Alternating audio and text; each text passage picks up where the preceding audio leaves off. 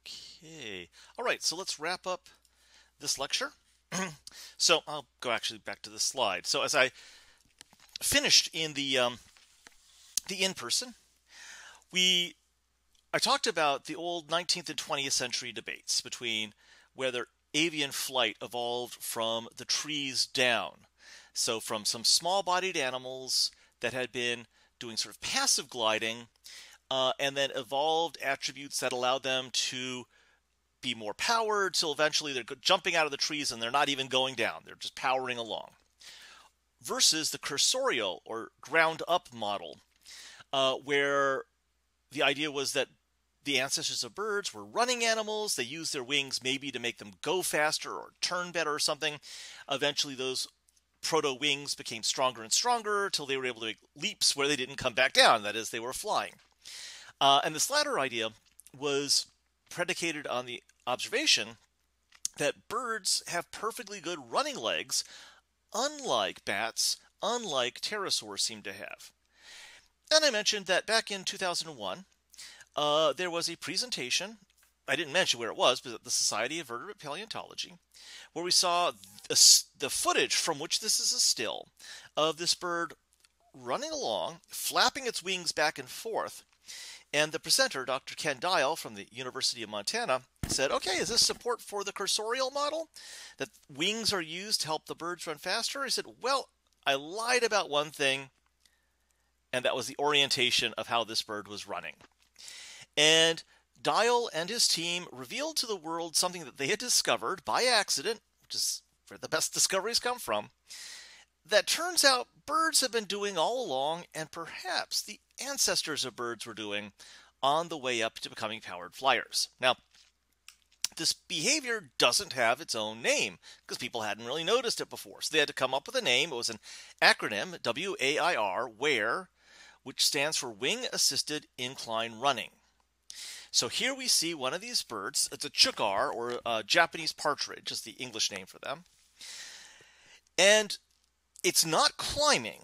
So we're looking from the top down and from the bottom up, appropriately enough, in terms of cameras. It is running up this log.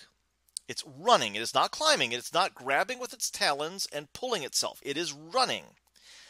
But it is capable of running up this near vertical surface because it's flapping its wings.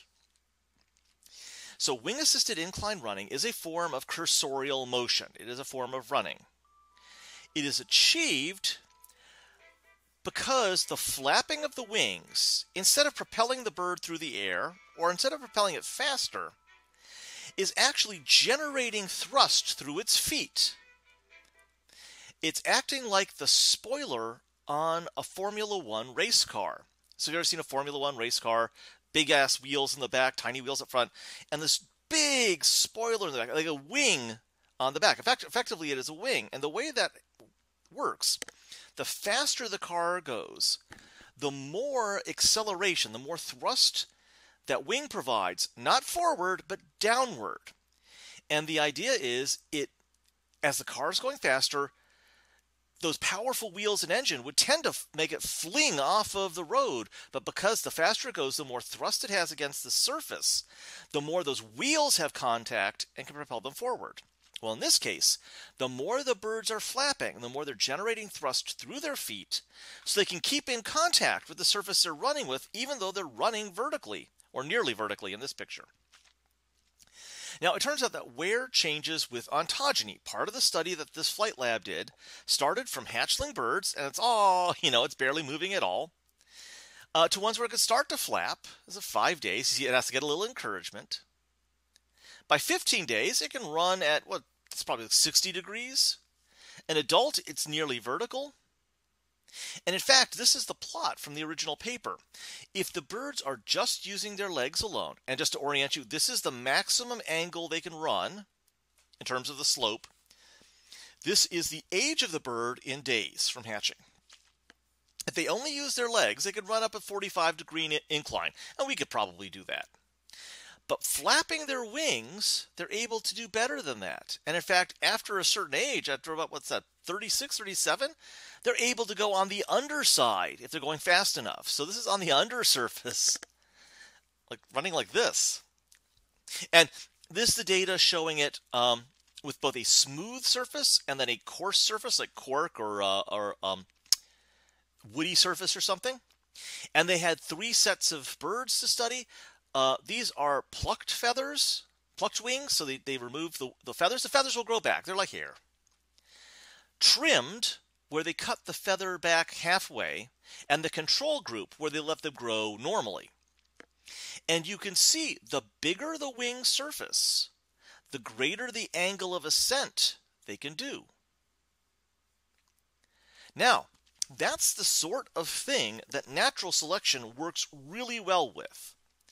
That is, if you have a system where a slight increment provides a net benefit, in this case the net benefit would be the angle you can ascend doing this form of locomotion during WAIR, the natural selection could give you a little more and give you a little more and give you a little more until you can go up higher and higher and steeper angles. And so the Dial team and others since have looked at this idea that the ancestors of birds start by being able to walk around and run around, and then with a flapping wing, a wing that's still not necessarily capable of powered flight, but where you've got big feathers on the arm and you can have this power stroke, can run up steeper and steeper and steeper surfaces the better developed they are, until eventually you're capable of just propelling it without having any foot contact on the ground, that is flight. But that even before you have powered flight, this form of locomotion can be a life-critical thing. Now, it turns out there's another half of this sequence too. It's called controlled flapping descent. Now, this is something people had noticed before, they just hadn't talked about it as much. And that is, many species of young birds use the ability to flap their wings to control their rate and direction of descent. This is before they're flying birds. So little baby birds can do this, and they can get themselves out of trees. In fact, out of trees that are, many stories high. They're not flying. They're not parachuting, in that they're not passively going down. They're controlling where they land, and they're controlling how fast. And you can see here, here's a 1 day old, and don't worry, there's a cushion for it. And we'll see it as it comes around. At 18 days, look at how much slower it's going and how much more controlled it is. So now we can see that even in a bird or a protobird that can flap its feathered arms, even before they are capable of true flight, either evolutionarily or developmentally, they have an advantageous situation, being able to get up in trees and get down from trees. So WAIR to get up, CFD to get down, until eventually you're capable of getting down out of the trees without coming all the way down. That is, you're flying. Now, WAIR and CFD would be advantageous for pre-flying creatures. That is, it gets them away from their greatest danger, which would be predators, including other theropod dinosaurs in this case, and getting back down again out of the trees. Now, note the motions required to flap were already present in Panaraptorans. Not the full motion for powered flight, but the motions required for WAIR were present. Also, big pennaceous feathers were present. Also, good running legs were present. Now, the birds that are doing this WAIR and CFD don't necessarily feed up in the trees. In fact, most of them don't feed in the trees. Most of them don't even live in the trees. At least not much. They get up there to roost. That is, to get away from predators on the ground, to sleep overnight. But they feed on the ground, and so forth. And so it probably was with the pre-avian dinosaurs as well, and pre-avialian ones. It's also worth noting, and I talked a little bit about this anatomical change before, that early branches of aviali, they don't have the deep keel. They don't have the muscles to allow their wings to go all the way back up. The motion of having the wings coming up are not as good as in modern birds and their close relatives. And in fact, early birds like Archaeopteryx, if you call them a bird, early avialians like Archaeopteryx and Confuciusornis and so forth, are not any better than non-avian dinosaurs in terms of that upstroke, at least non-avian Panaraptorans. And so perhaps we get pennaceous feathers first evolving for something perhaps like display or for brooding on nests, and then in Panaraptora, having these big broad feathers allowed them to begin to do things like the earliest stages of WAIR, and by the time we get to Panaraptora, maybe actual WAIR and CFD. And in small-bodied Oviraptorosaurs and small-bodied Humaniraptorans, they could probably do good WAIR and good CFD. When they get older, they're probably too big for it to happen, but then they might be able to fend for themselves better.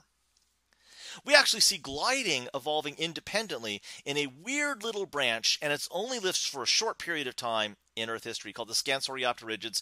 You don't really need to know about them for this course. They were sort of a side note in the history of dinosaurs. They were not ancestors of birds, but they were already up in the trees, perhaps. And indeed, it looks like the common ancestor of Panaraptora was a tree-dwelling, or at least scansorial animal, an animal going up in the trees to hide, but maybe not to live. And that at the base of Humaniraptora, perhaps we actually have limited power flight. However, it's worth noting that primitive Deinonychosaurs, some of the primitive Deinonychosaurs, have arms that are too short to have been good flyers. You can see a trace of the wings, of the feathers here, but they're relatively short arms. And so a model is coming up where WAIR and CFD is common in Humaniraptorans, that is Deinonychosaurs and Avialians, and indeed in all of Panaraptora. But that's about it. And that once you have forms that are up in the trees already, capable of getting up in the trees to hide and get back down again with CFD, you can independently modify that with relatively simple things like making bigger arms and getting a bigger breastbone into pushing yourself beyond that limit to become actual flying animals. And in this one recent study from a couple years ago, we see that Archaeopteryx and later forms of Avialian look like they may have been powered flyers. Maybe not good early on, but powered flyers. Some other early Avialians were also powered flyers, as were some Dromaeosaurs, some Deinonychosaurs, independently of Avialians. But that the common ancestor of all of them wouldn't have actually traveled much through the air, but they were capable of wing-assisted incline running and CFD, coming down out of the trees. Now, that, to me, is the best model we have for the origin of avian flight, that it was acquired stepwise, that each step actually was advantageous for the creatures in that group to some degree or other, but it wasn't like nature was forcing them to become flyers. Instead, they were taking advantage of a situation they were in. Now, just to wrap things up, Aves uniquely out of all the Avialians, and indeed uniquely out of all of Dinosauria, was the group that survived the KPG extinction. And now we can ask the question, why might that be? Well, we don't have a definitive answer. We do know that the non-crowned birds, which were toothed, did not survive. Some of these were flyers, some of these were swimmers, and so forth. They all died out at the KPG. Aves survives. Well, some people think that this might have to do with the habitats they lived in, or the habitats they fed in, or the mode of feeding they had. For instance, it's been suggested that these forms were all eating live food of some sort, insects, fish, etc., especially the ones that lived in the terrestrial realm, and they lived in the forests. In contrast, the earliest crown birds could feed from seeds or feed from worms and other animals that are in the substrate, that are in the soil, and they lived on the ground or near the shore. And this is the group that survived. Well, if the beaked birds can continue to find food sources that are in the soil, perhaps that allowed them to survive during the impact winter. That they have a food source that they could get to. In some ways, it's equivalent to the marine realm, where we had creatures that were nectonic and planktonic that were starving because they only ate fresh food, whereas the benthic organisms that could feed from the substrate survived. So here we have Avialians eating only fresh food versus those that could eat stored food. Also, as I mentioned, it appears that the common ancestor of Aves, the ancestor of Aves, was predominantly ground-dwelling rather than tree-living. And maybe the great forest collapse, we saw that wildfires and the forest collapse at the end of the KPG. Maybe it wiped out the habitat of most of the toothed birds, allowing the toothless birds who were ground dwellers to survive. That's a little more speculative. I've heard some discussion about some reproductive issues that may actually have allowed crown birds to survive and their earlier precursors not. But that hasn't been published yet, so maybe the next iteration of the course I could talk about that. So that gets us through the birds and indeed through the dinosaurs in general. When we come back next week, we'll move on to the other great group of endothermic amniotes, the mammals, who start off as a minor component of the Mesozoic, but of course dominate the world today. So that will be on next Tuesday. Also, however, this lecture ends the material that's covered on the second midterm. Take care, and I will see you later. And remember, the world is still full of dinosaurs, which I think is a wonderful thing. Take care.